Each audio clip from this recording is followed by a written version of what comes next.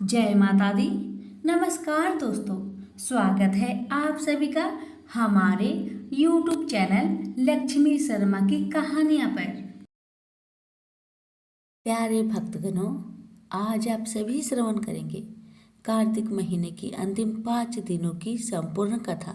भीष्म पंचक के 5 दिन बहुत पुण्यदायी माने गए हैं। जो भी भक्त इस व्रत को श्रद्धा और प्रेम सहित करते हैं, भक्त धन सहित समस्त सुख को भोगकर स्वर्ग में स्थान प्राप्त करता है। तो आइए श्रवण करते हैं कथा। प्रिय भक्तगणों, कथा की शुरुआत करते हैं गणेश जी से। एक बुढ़िया माई थी, मिट्टी के गणेश जी की पूजा करती थी। रोज बनाए रोज गल जाए। एक सेठ का मकान बन रहा था।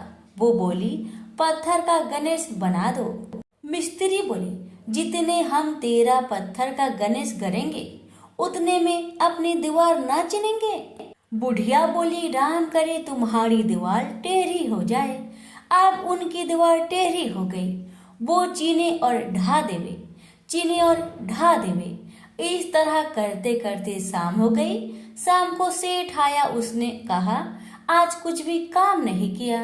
वो कहने लगे, एक बुढ़िया आई थी। वो कह रही थी, मेरा पत्थर का गणेश कर दो। हमने नहीं करा तो उसने कहा, तुम्हारी दीवार टेढ़ी हो जाए। तब से दीवार सीधी नहीं बन रही है। बनाते हैं और ढा देते हैं। सेठ ने बुढ़िया को बुलवाई। सेठ ने कहा, हम तेरा सोने का गणेश गढ़ देंगे, हमारी दीवार सीधी कर दो। सेठ ने बुढ़िया को सोने का गणेश गढ़ दिया। सेठ की दीवार सीधी हो गई। जैसे सेठ की दीवार सीधी की, वैसे सबकी करना। कहानी कहने वाले, सुनने वाले, हुक्कार भरने वाले सभी पर अपनी कृपा सदा बनाए रखना। प्रेम से बोलिए गजानंद भगवान की जय। किसी भी गांव में एक साहूकार था और उसका एक बेटा व बहू भी थे। बहू कार्तिक माह में रोज सवेरे उठकर गंगा स्नान के लिए जाती थी।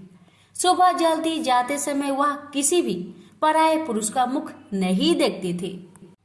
एक राजा का बेटा भी सुबह सवेरे गंगा स्नान के लिए जाता था।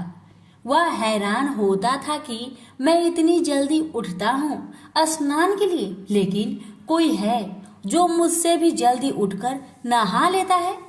कार्तिक माह के 5 दिन बचे थे कि एक दिन साहूकार की बहू तो स्नान करके वापस जा ही रही थी और उस समय राजा का बेटा स्नान के लिए आ रहा था। आवाज सुनकर वह जल्दी जल्दी जाने लगी, लेकिन जल्दबाजी में उसकी माला मोजरी छूट गई। राजा के बेटे ने उसकी माला मोजरी उठा ली और सोचने लगा कि जिस स्त्री का यह माला मोजरी इतनी सुंदर है, वह स्त्री कितनी सुंदर होगी। उसने पूरे गांव में मुनादी करवा दी कि जिसकी तह माला मोजरी है, वह 5 रात मेरे पास आएगी। साहूकार के बेटे की बहू ने कहलवा दिया कि मैं 5 रात आऊंगी, लेकिन किसी को साख भरने बैठा देना। राजा के बेटे ने एक तोते को पिंजरे में बंद कर गंगा किनारे पेड़ पर टांग दिया। बहू सुबह के समय आई, पहली पैरी पर पैर रखा और बोली, हे कार्तिक के ठाकुर, राई दामोदर, पांचों पांडु, छठे नारायण, भीखम राजा, उस पापी को नींद आ जाए। राजा के बेटे को नींद आ गई। बहू नहा धोकर चलने लगी तो तोते से बोली, सुआ सुआ तेरे गल डालूंगी हीरा, तेरी साख भरियो बीरा। सुआ बोला कि कोई वीर भी साख भरता है क्या? वह फिर बोली, सुआ सुआ सुबह तेरे पग घालूंगी नेवर, साख भरियो मेरे देवर। सुआ ने कहा, ठीक है भाभी, मैं तेरी साख रखूंगा। वह तो कहकर चली गई। राजा का बेटा हड़बड़ा कर उठा और सुआ से पूछा, सुआ सुआ वह आई थी, कैसी थी? सुआ बोला, आभा किसी बिजली, होली किसी झल, केला किसी कामनी, गुलाब सा रंग। अगले दिन राजा के बेटे ने सोचा कि आज मैं अपनी उंगली में चीरा लगाऊंगा, इससे मुझे नींद नहीं आएगी। अगले दिन राजकुमार उंगली चीर कर लेट गया। वह आई और भगवान से उसी तरह प्रार्थना करने लगी और राजकुमार को फिर नींद आ गई। वह स्नान करके फिर से वापस चली गई। सुबह राजकुमार ने तोते से पूछा तो उसने वही सारी बातें दोहरा दी। अब राजकुमार बोला कि मैं आज रात में आंखों में मिर्ची डालकर बैठूंगा। रात में वह मिर्ची डालकर बैठ गया। बहू फिर आई, प्रार्थना की, जिससे उसे फिर से नींद आ गई। राजकुमार ने तोते से बहू के आने की बात पूछी। उसने फिर बता दी। राजकुमार अब फिर सोचने लगा कि आज मैं बिना बिस्तरे के ही बैठूंगा और रात को बिना बिस्तरे के बैठ गया। जब वह स्नान करने आई तो उसने फिर से भगवान से प्रार्थना की और राजकुमार को नींद आ गई। जब वह नहाकर जाने लगी तो आंख बंद करके चली गई। राजकुमार जब उठा तो वह जा चुकी थी। राजकुमार फिर सोच में पड़ गया और सोचने लगा कि आज मैं अंगीठी जलाकर बैठूंगा जिससे नींद नहीं आएगी। फिर वह रात को अंगीठी रखकर बैठ गया। साहूकार की बहू आई और वह भगवान से प्रार्थना करने लगी कि आपने चारों रात तो निकाल ली, अब यह रात और निकाल दो। भगवान ने उसकी बात रख ली और राजकुमार को नींद आ गई। जब वह नहाकर जाने लगी तो तोते से बोली कि इस पापी को कह देना कि 5 रातें पूरी हो चुकी है, वह मेरी मोतियों की माला मेरे घर भिजवा दे। सुबह राजकुमार की आँख खुली तो उसने तोते से पूछा कि क्या वह आई थी। तो तोते ने कहा हाँ, वह आई थी और उसने अपनी माला मंगवाई है। यह सुन राजकुमार सोचने लगा कि वह तो सच्ची थी, तभी तो भगवान ने भी उसका सत रखा। कुछ समय के बाद राजकुमार को कोढ़ हो गया। राजा ने ब्राह्मण को बुलवाकर पूछा कि मेरे बेटे का शरीर क्यों जल रहा है। ब्राह्मण ने विस्तार से सारी बात राजा को बताई कि इसने क्या किया था। ब्राह्मण ने कहा कि इसने पतिव्रता स्त्री पर बुरी नजर डाली थी, इसलिए यह इस रोग से पीड़ित हुआ है। राजा ने इसके ठीक होने का उपाय पूछा तो ब्राह्मण ने कहा कि यह उस साहूकार की बहू को धर्म की बहन बनाए और रोज उसके नहाए हुए जल से यह स्नान करे, तब यह ठीक हो सकता है। राजा साहूकार की बहू की माला लेकर साहूकार के घर गया और बोला कि यह माला आपकी पुत्र वधू की है, इसे ले और आपकी बहू के नहाए हुए जल से मेरे बेटे को नहला दे। साहूकार बोला कि वह तो किसी पराये पुरुष का मुख तक नहीं देखती, आप उसे इस नाली पर बैठा दीजिए। जब वह ऊपर नहाएगी तब नीचे इस नाली के पानी से आपका पुत्र नहा लेगा। राजकुमार ने ऐसा ही किया और कुछ समय बाद उसका शरीर चंदन सा हो गया। हे पंच भिक्षु देवता, जैसे आपने साहूकार की पुत्र वधू का सत रखा वैसे ही सभी का रखना। प्रेम से बोलिए पंच भिक्षु देवता की जय। अब सुनिए पंच भिक्षु गीत। पुनो नहाई परवा नहाई, 5 रतन 5 तीरथ पंच भिखम नहाई। 1 टका मेरी गांठ में सुनियो रघुराई। आधे कलाई आंवला आधे की राई, राई दामोदर सावला जिसने सृष्टि रचाई। राजा के घर उतरी पुत्री बनाई, राजा लाया बिहा के रानी बनाई। 4 चक्कर 4 मक्कर 4 दिए किलो, मैं तुझसे पूछूं श्री की संजी कब निस्तारा होए। जब आएगा कार्तिक का महीना तब निस्तारा होए, जब आएगा कार्तिक का महीना तब निस्तारा होए। प्रेम से बोलिए पंच भिक्षु देवता की जय, पंच भिक्षु देवता की जय। 4 चिड़िया थी, चारों कार्तिक मास में कार्तिक नहाती थी। परवा के दिन चारों चिड़िया ने सोचा कि चलो खिचड़ी बनाते हैं। एक चिड़िया चावल ले आई, एक चिड़िया दाल ले आई, एक चिड़िया घी ले आई और एक चिड़िया नमक ले आई। सबने मिलकर खिचड़ी बनाई। सबने सोचा कि पहले नहा लिया जाए तब खिचड़ी खाते हैं। सब चिड़िया नहाने चली गई। पहले एक चिड़िया आई, उसे बहुत जोर की भूख लगी थी। बाकी चिड़िया भी आई नहीं थी तो उसने खिचड़ी की भाप खा ली। दूसरी चिड़िया आई तो उसने पानी पी लिया। तीसरी चिड़िया ने खिचड़ी खा ली। चौथी चिड़िया आई तो उसने खुरचन खा ली। चारों चिड़िया मर गई। जिस चिड़िया ने भाप खाई थी वह राजा के घर राजकुमारी बनी। जिस चिड़िया ने पानी पिया था वो कुम्हार के घर पैदा हुई। जिस चिड़िया ने खिचड़ी खाई थी उसने ब्राह्मण के घर जन्म लिया और जिस चिड़िया ने खुरजन खाई थी वो हथिनी बनी। कुम्हार की लड़की राजा के यहाँ दासी बनी। ब्राह्मण की लड़की राजकुमारी की सहेली बनी। हथिनी भी राजा के यहाँ ही थी। राजकुमारी को अपने पिछले जन्म की सारी बातें याद थी। जब राजकुमारी की शादी हुई और वह विदा होने लगी तो राजा से बोली कि पिताजी, मैं अपने साथ अपनी सहेली और दासी को भी ले जाऊंगी। राजा ने ठीक है, ले जाना। राजकुमारी ने कहा कि पिताजी, मुझे हथिनी भी चाहिए। राजा ने कहा अच्छा ठीक है, ले जाओ। राजा ने अपनी नौकर भेजे कि जाओ हथिनी को ले आओ, लेकिन हथिनी उठी ही नहीं। तब राजकुमारी खुद उसके पास गई और उसके कान में पिछले जन्म की बात कही, जिसे सुनकर हथिनी तुरंत उठ गई। राजकुमार यह सब कुछ देख रहा था। उसने कहा कि तुम कौन हो और हथिनी के कान में क्या कहा, जिसको सुनकर हथिनी खड़ी हो गई। राजकुमारी ने कोई जवाब नहीं दिया। राजकुमार ने कहा कि सच सच बता दो, नहीं तो तुम्हारा सर काट दिया जाएगा। तब राजकुमारी ने राजकुमार को पिछले जन्म की सारी बात बताई। राजा ने भी सारी बातें सुनी और कहा कि अगर कार्तिक स्नान का इतना महत्व है तो हम भी जोड़े से कार्तिक स्नान करेंगे और खूब दान पुण्य करेंगे। प्रेम से बोलिए कार्तिक माह की देवी देवताओं की जय। किसी गांव में एक बुढ़िया रहती थी। वह कार्तिक का व्रत करती थी। उसके व्रत खोलने के समय कृष्ण भगवान आते और एक कटोरा खिचड़ी रखकर चले जाते। बुढ़िया के पड़ोस में एक औरत रहती थी। वह हर रोज यह देखकर ईर्ष्या करती कि इसका कोई नहीं है, फिर भी इसे खाने के लिए खिचड़ी मिल ही जाती है। एक दिन कार्तिक का महीना का स्नान करने बुढ़िया गंगा गई।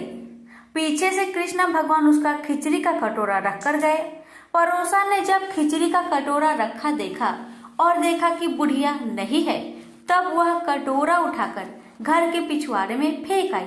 कार्तिक स्नान के बाद बुढ़िया घर आई तो उसे खिचड़ी का कटोरा नहीं मिला और वह भूखी ही रह गई और बार बार एक ही बात कहती कि कहाँ गई मेरी खिचड़ी और कहाँ गया मेरा खिचड़ी का भरा कटोरा। दूसरी ओर पड़ोसन ने जहाँ खिचड़ी गिराई थी वहाँ एक पौधा उगा जिसमें 2 फूल खिले। एक बार राजा उस ओर निकला तो उसकी नजर उन दोनों फूलों पर पड़ी और वह उन्हें तोड़कर घर ले आया। घर आने पर उसने वह फूल रानी को दे दिए, जिन्हें सूंघने पर रानी गर्भवती हो गई। कुछ समय बाद रानी ने 2 पुत्रों को जन्म दिया। वह दोनों जब बड़े हो गए तब वह किसी से भी बोलते नहीं थे, लेकिन जब वह दोनों शिकार पर जाते तब रास्ते में उन्हें वही बुढ़िया मिलती जो अभी भी यही कहती है कि कहाँ गई मेरी खिचड़ी और कहाँ गया मेरा कटोरा। बुढ़िया माई की बात सुनकर वह दोनों कहते हैं कि हम है तेरी खिचड़ी और हम है तेरा वेला। हर बार जब भी वह शिकार पर जाते तो बुढ़िया यही बात कहती और वह दोनों वही उत्तर देते। एक बार राजा के कानों में यह बात पड़ गई। उसे आश्चर्य हुआ कि दोनों लड़के किसी से नहीं बोलते, तब यह बुढ़िया से कैसे बात करते हैं। राजा ने बुढ़िया को राजमहल में बुलवाया और कहा कि हम में से किसी से ये तो बोलते ही नहीं, तुमसे ये कैसे बोलते हैं। बुढ़िया ने कहा कि महाराज, मुझे नहीं पता कि ये कैसे मुझसे बोल लेते हैं। मैं तो कार्तिक का व्रत करती थी और कृष्ण भगवान मुझे खिचड़ी का वेला भरकर दे जाते थे। एक दिन मैं स्नान कर वापस आई तो मुझे वह खिचड़ी नहीं मिली। जब मैं कहने लगी कि कहाँ गई मेरी खिचड़ी और कहाँ गया मेरा वेला, तब इन दोनों लड़कों ने कहा कि तुम्हारी पड़ोसन ने तुम्हारी खिचड़ी फेंक दी थी तो उसके 2 फूल बन गए थे। वह फूल राजा तोड़कर ले गया और रानी ने सूंघा तो हम 2 लड़के का जन्म हुआ। हमें भगवान ने ही तुम्हारे लिए भेजा है। सारी बात सुनकर राजा ने बुढ़िया को महल में ही रहने को कहा। हे कार्तिक महाराज, जैसे आपने बुढ़िया की बात सुनी वैसे ही आपका व्रत करने वालों के भी सुनना। प्रेम से बोलिए कार्तिक के ठाकुर की जय। श्री कृष्ण भगवान की जय। तुलसी से जुड़ी एक कथा बहुत प्रचलित है। श्रीमद् देवी भागवत पुराण में इनके अवतरण की दिव्य लीला कथा भी बनाई गई है। एक बार शिव ने अपने तेज को समुद्र में फेंक दिया था। उससे एक महातेजस्वी बालक ने जन्म लिया। यह बालक आगे चलकर जालंधर के नाम से पराक्रमी दैत्य राजा बना। इसकी राजधानी का नाम जालंधर नगरी था। दैत्यराज कालनेमी की कन्या वृंदा का विवाह जालंधर से हुआ। जालंधर महाराक्षस था। अपनी सत्ता के मद में चूर उसने माता लक्ष्मी की पाने की कामना से युद्ध किया, परंतु समुद्र से ही उत्पन्न होने के कारण माता लक्ष्मी ने उसे अपने भाई के रूप में स्वीकार किया। वहां से पराजित होकर वह देवी पार्वती को पाने की लालसा से कैलाश पर्वत पर गया। भगवान देवाधिदेव शिव का ही रूप धरकर माता पार्वती के समीप गया, परंतु मां ने अपने योग बल से उसे तुरंत पहचान लिया तथा वहां से अंतर्ध्यान हो गई। देवी पार्वती ने क्रोध होकर सारा वृत्तांत भगवान विष्णु को सुनाया। जालंधर की पत्नी वृंदा अत्यंत पतिव्रता स्त्री थी। उसी के पतिव्रत धर्म की शक्ति से जालंधर न तो मारा जाता था और न ही पराजित होता था। इसलिए जालंधर का नाश करने के लिए वृंदा के पतिव्रत धर्म को भंग करना बहुत जरूरी था। इसी कारण भगवान विष्णु ऋषि का भेष धारण करके वन में जा पहुंचे, जहां वृंदा अकेली भ्रमण कर रही थी। भगवान के साथ दो मायावी राक्षस भी थे, जिन्हें देखकर वृंदा भयभीत हो गई। ऋषि ने वृंदा के सामने पल में दोनों को भस्म कर दिया। उनकी शक्ति देखकर वृंदा ने कैलाश पर्वत पर महादेव के साथ युद्ध कर रहे अपने पति जालंधर के बारे में पूछा। ऋषि ने अपने माया जाल से दो बानर प्रकट किए। एक बानर के हाथ में जालंधर का सिर था तथा दूसरे के हाथ में धड़। अपने पति की यह दशा देखकर वृंदा मूर्छित होकर गिर पड़ी। होश में आने पर उन्होंने ऋषि रूपी भगवान से विनती की कि वह उसके पति को जीवित करे। भगवान ने अपनी माया से पुनः जालंधर का सिर धड़ से जोड़ दिया, परंतु स्वयं भी वह उसी शरीर में प्रवेश कर गए। वृंदा को इस छल का जरा भी आभास न हुआ। जालंधर बने भगवान के साथ वृंदा पतिव्रता का व्यवहार करने लगी, जिससे उसका अस्तित्व भंग हो गया। ऐसा होते ही वृंदा का पति जालंधर युद्ध में हार गया। इसी सारी लीला का जब वृंदा को पता चला तो उसने क्रोध होकर भगवान विष्णु को शीला होने का श्राप दे दिया तथा स्वयं सती हो गई। जहाँ वृंदा भस्म हुई वहां तुलसी का पौधा उगा। भगवान विष्णु ने वृंदा से कहा, हे वृंदा, तुम अपने अस्तित्व के कारण मुझे लक्ष्मी से भी अधिक प्रिय हो गई हो। अब तुम तुलसी के रूप में सदा मेरे साथ रहोगी। जो मनुष्य भी मेरे शालिग्राम रूप के साथ तुलसी का विवाह करेगा उसे इस लोक और परलोक में विपुल यश प्राप्त होगा। जिस घर में तुलसी होती है वहां यम के दूत भी असमय नहीं जा सकते। गंगा व नर्मदा के जल में स्नान तथा तुलसी का पूजन बराबर माना जाता है। चाहे मनुष्य कितना भी पापी क्यों न हो, मृत्यु के समय जिसके प्राण मंजरी रहित तुलसी और गंगा जल मुख में रखकर निकल जाते हैं, वह पापों से मुक्त होकर बैकुंठ धाम को प्राप्त होता है। जो मनुष्य तुलसी व आंवलों की छाया में अपने पितरों का श्राद्ध करता है उसके पितर मोक्ष को प्राप्त हो जाते हैं। उसी दैत्य जालंधर की यह भूमि जालंधर नाम से विख्यात है।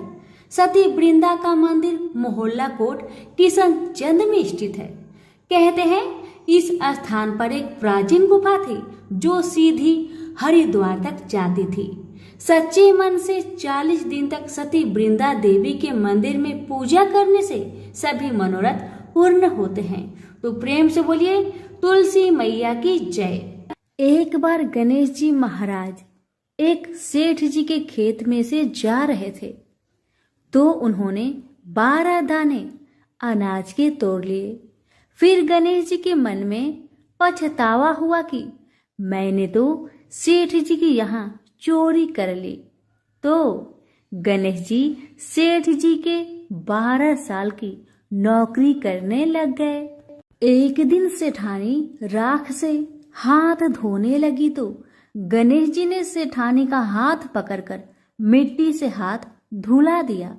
सेठानी सेठ से बोली कि ऐसा क्या नौकर रखा है, नौकर होकर उसने मेरा हाथ पकड़ लिया। सेठ जी ने गणेश को बुलाकर पूछा कि तुमने सेठानी का हाथ क्यों पकड़ा? तो गणेश जी ने बोला कि मैंने तो एक सीख की बात बताई है। राख से हाथ धोने से घर की लक्ष्मी नाराज होकर घर से चली जाती है और मिट्टी से हाथ धोने से आती है। सेठ जी ने सोचा कि गणेश है तो सच्चा। थोड़े दिनों बाद कुंभ का मेला आया। सेठ जी ने कहा, गणेश सेठानी को कुंभ के मेले में स्नान करा के ले आओ। सेठानी किनारे पर बैठकर नहा रही थी तो गणेश जी उनका हाथ पकड़कर आगे डुबकी लगवा लाए। घर आकर सेठानी ने सेठ से कहा कि गणेश ने तो मेरी इज्जत ही नहीं रखी और इतने सारे आदमियों के बीच में मुझे घसीट कर आगे पानी में ले गए।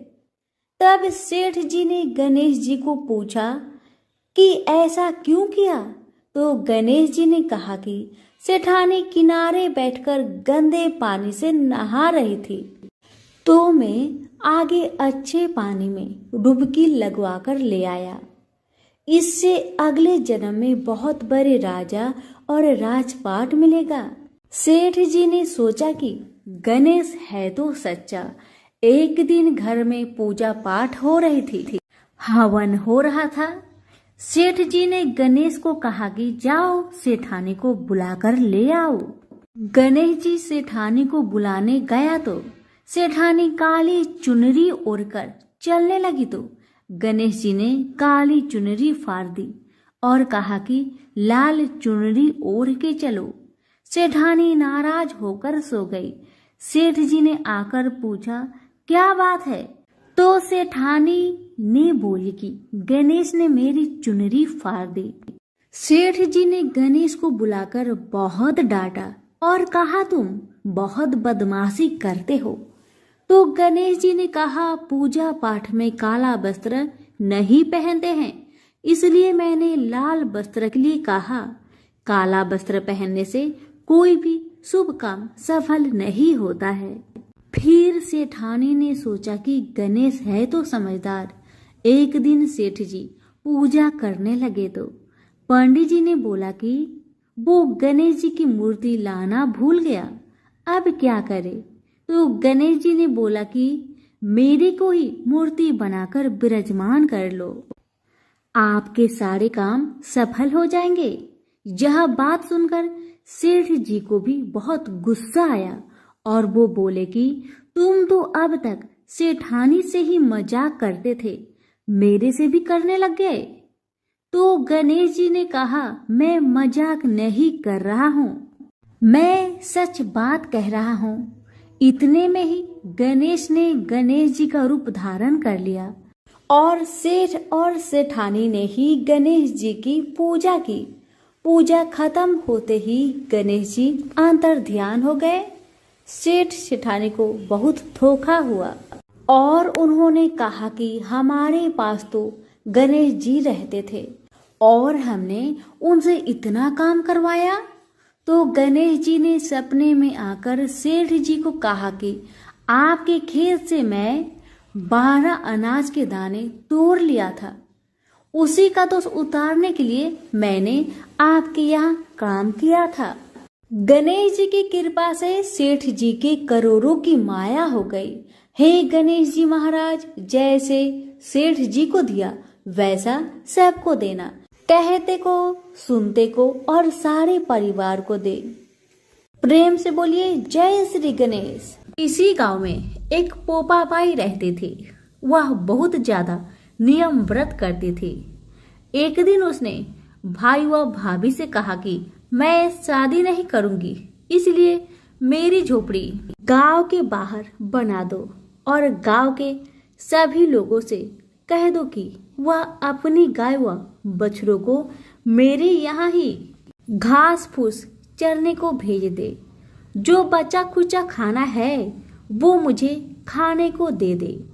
एक दिन नगर का राजा शिकार खेलने जंगल में आया और गांव के बाहर जंगल के पास बनी झोपड़ी देखकर रुक गया। झोपड़ी के पास जाकर उसने आवाज लगाई कि कौन है, लेकिन भीतर से आवाज न आने पर वह लगातार दरवाजा खटखटाता रहा। तब पोपा बाई उठी और कहने लगी कि कौन हो तुम जो बार बार दरवाजा बजा रहे हो, क्यों आवाज लगा रहे हो? राजा ने कहा कि मैं यहाँ का राजा हूँ और तुम्हारे साथ विवाह करूंगा। पोपा बाई ने कहा कि जहाँ से आए हो वहीं चले जाओ, मैं किसी पराये आदमी का मुंह नहीं देखती हूँ। राजा ने पोपा बाई की एक नहीं सुनी और उसे जबरदस्ती उठाकर ले गया।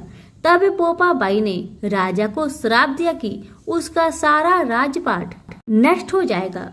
महल में आने पर राजा की रानियों ने सारी बात सुनकर राजा से अनुरोध किया कि इसे वहीं वापस छोड़ आओ। राजा जब पोपा बाई को वापस झोपड़ी में छोड़ने जाने लगा तो रास्ते में पाप की नदी आई जिसमें वह डूब गया। पोपा बाई धर्मराज जी के यहाँ पहुंची और धर्मराज जी ने उन्हें स्वर्ग का राज दे दिया। एक बार एक सेठ व सेठानी मृत्यु लोक से स्वर्ग लोक आए तो उसके द्वार बंद देखकर वह धर्मराज जी से द्वार खोलने का आग्रह करते हैं। धर्मराज जी कहते हैं इस द्वार पर पोपा बाई का राज है। इस पर सेठ सेठानी कहते हैं कि हम पोपा बाई को नहीं जानते। धर्मराज जी उन दोनों की बात सुनकर कहते हैं कि तुम दोनों 7 दिन तक मृत्यु लोक में रहो। 8 खोपरा से राई भरकर 5 कपड़े ऊपर रखकर कहानी सुनकर उद्धापन करना और कहना कि राज है पोपा बाई, लेखा लेगी राय राई। सभी प्रेम से बोले पोपा बाई की जय। अभी व्रत में सुनी जाने वाली लपसी तपसी की कथा। एक लपसी था, एक तपसी था। तपसी हमेशा भगवान की तपस्या में लीन रहता था। लपसी रोजाना 1.25 सेर की लापसी बनाकर भगवान का भोग लगाकर जीम लेता था। एक दिन दोनों लड़ने लगे। तपसी बोला मैं रोज भगवान की तपस्या करता हूँ इसलिए मैं बड़ा हूँ। लपसी बोला मैं रोज भगवान को 1.25 सेर लापसी का भोग लगाता हूँ इसलिए मैं बड़ा हूँ। नारद जी वहां से गुजर रहे थे। दोनों को लड़ता देखकर उनसे पूछा कि तुम क्यों लड़ रहे हो? तपसी ने खुद के बड़ा होने का कारण बताया और लपसी ने अपना कारण बताया। नारद जी बोले तुम्हारा फैसला मैं कर दूंगा। दूसरे दिन लपसी और तपसी नहाकर अपनी रोज की भक्ति करने आए तो नारद जी ने छुपकर 1.25 करोड़ की एक अंगूठी दोनों के आगे रख दिए। तपसी की नजर जब अंगूठी पर पड़ी तो उसने चुपचाप अंगूठी उठाकर अपने नीचे दबा लिया। तपसी की नजर अंगूठी पर पड़ी लेकिन उसने ध्यान नहीं दिया। भगवान को भोग लगाकर लापसी खाने लगा। नारद जी सामने आए तो दोनों से पूछा कि कौन बड़ा है, तो नारद जी ने तपसी से खड़ा होने को कहा। वो खड़ा हुआ तो उसके नीचे दबी अंगूठी दिखाई पड़ी। नारद जी ने तपसी से कहा तपस्या करने के बाद भी तुम्हारी चोरी करने की आदत नहीं गई, इसलिए लापसी बड़ा है और तुम्हें तुम्हारी तपस्या का कोई भी फल नहीं मिलेगा। तपसी शर्मिंदा होकर माफी मांगने लगा। उसने नारद जी से पूछा मुझे मेरी तपस्या का फल कैसे मिलेगा? नारद जी ने कहा यदि कोई गाय और कुत्ते की रोटी नहीं बनाएगा तो फल तुझे मिलेगा। यदि कोई ब्राह्मण को भोजन करवाकर दक्षिणा नहीं देगा तो वह फल तुझे मिलेगा। यदि कोई साड़ी के साथ ब्लाउज नहीं देगा तो फल तुझे मिलेगा। यदि कोई दिए से दिया जलाएगा तो फल तुझे मिलेगा। यदि कोई सारी कहानी सुने लेकिन तुम्हारी कहानी नहीं सुने तो फल तुझे मिलेगा। उसी दिन से हर व्रत कथा कहानी के साथ लपसी तपसी की कहानी भी सुनी और कही जाती है। प्रेम से बोलिए लक्ष्मी नारायण की जय। एक बुजुर्ग महिला की मृत्यु हो गई। यमराज उसे लेने आए।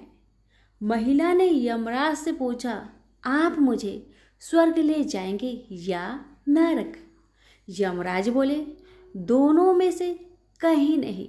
तुमने इस जन्म में बहुत ही अच्छे कर्म किए हैं, इसलिए मैं तुम्हें सीधे प्रभु के धाम ले जा रहा हूँ।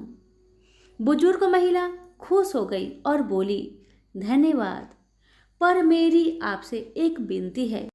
मैंने यहाँ धरती पर सबसे स्वर्ग नरक के बारे में सुना, बहुत सुना है। मैं एक बार इन दोनों जगहों को देखना चाहती हूँ। यमराज बोले, तुम्हारे कर्म अच्छे हैं, इसलिए मैं तुम्हारी यह इच्छा पूरी करता हूँ। चलो हम स्वर्ग और नरक के रास्ते से होते हुए प्रभु के धाम चलेंगे। दोनों चल पड़े। सबसे पहले नरक आया। नरक में बुजुर्ग महिला ने जोर जोर से लोगों के रोने की आवाज सुनी। नरक में सभी लोग दुबले पतले और बीमार दिखाई दे रहे थे। महिला ने एक आदमी से पूछा, यहाँ आप सब लोगों की ऐसी हालत क्यों है? आदमी बोला, तो और कैसी हालत होगी? मरने के बाद जब से यहाँ आए हैं, हमने एक दिन भी खाना नहीं खाया। भूख से हमारी आत्माएं तड़प रही है। बुजुर्ग महिला की नज़र एक विशाल पतीले पर पड़ी, जो कि लोगों के कद से करीब 300 फुट ऊंचा होगा। उस पतीले के ऊपर एक विशाल चम्मच लटका हुआ था। उस पतीले में से बहुत ही शानदार खुशबू आ रही थी। बुजुर्ग महिला ने उस आदमी से पूछा, इस पतीले में क्या है? आदमी मायूस होकर बोला, ये पतीला बहुत ही स्वादिष्ट खीर से हर समय भरा रहता है। बुजुर्ग महिला ने हैरानी से पूछा, इसमें खीर है? तो आप लोग पेट भर के ये खीर खाते क्यों नहीं? भूख से क्यों तड़प रहे हैं? आदमी रो रो कर बोलने लगा, कैसे खाए? ये पतीला 300 फीट ऊंचा है। हम में से कोई भी उस पतीले तक नहीं पहुंच पाता। बुजुर्ग महिला को उन पर तरस आ गया। सोचने लगी, बेचारे खीर का पतीला होते हुए भी भूख से बेहाल है। शायद ईश्वर ने इन्हें ये ही दंड दिया होगा। यमराज बुजुर्ग महिला से बोले, चलो हमें देर हो रही है। दोनों चल पड़े। कुछ दूर चलने पर स्वर्ग आया। वहाँ पर बुजुर्ग महिला को सबकी हंसने खिलखिलाने की आवाज़ सुनाई दी। सब लोग बहुत खुश दिखाई दे रहे थे। उनको खुश देखकर बुजुर्ग महिला भी बहुत खुश हो गई। पर वहाँ स्वर्ग में भी बुजुर्ग महिला की नज़र वैसे ही 300 फुट ऊंचे पतीले पर पड़ी। जैसा नरक में था, उसके ऊपर भी वैसा ही चम्मच लटका हुआ था। बुजुर्ग महिला ने वहाँ लोगों से पूछा, इस पतीले में क्या है? स्वर्ग के लोग बोले, इसमें बहुत स्वादिष्ट खीर है। बुजुर्ग महिला हैरान हो गई। उनसे बोली, पर ये पतीला तो 300 फीट ऊंचा है। आप लोग तो इस तक पहुंच नहीं पाते होंगे। उस हिसाब से तो आप लोगों को खाना मिलता ही नहीं होगा। आप लोग भूख से बेहाल होंगे। पर मुझे तो आप सभी इतने खुश लग रहे हो, ऐसे कैसे? लोग बोले, हम तो सभी लोग इस पतीले में से पेट भर के खीर खाते हैं।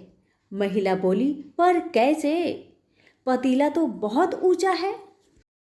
लोग बोले, तो क्या हो गया? पतीला ऊंचा है तो यहाँ पर कितने सारे पेड़ हैं। ईश्वर ने ये पेड़ पौधे, नदी, झरने हम मनुष्य के उपयोग के लिए तो बनाए हैं। हमने इन पेड़ों की लकड़ी ली उसको काटा, फिर लकड़ियों के टुकड़ों को जोड़ के विशाल सीढ़ी का निर्माण किया। उस लकड़ी की सीढ़ी के सहारे हम पतीले तक पहुंचते हैं और सब मिलकर खीर का आनंद लेते हैं। बुजुर्ग महिला यमराज की तरफ देखने लगी। यमराज मुस्कुराए और बोले, ईश्वर ने स्वर्ग और नरक मनुष्य के हाथों में ही सौंप रखा है। चाहे तो अपने लिए नरक बना ले, चाहे तो अपने लिए स्वर्ग। ईश्वर ने सबको एक समान हालतों में डाला है। उसके लिए उसके सभी बच्चे एक समान हैं। वो किसी से भेदभाव नहीं करते। वहाँ नरक में भी पेड़ पौधे सब थे, पर वो लोग खुद ही आलसी है।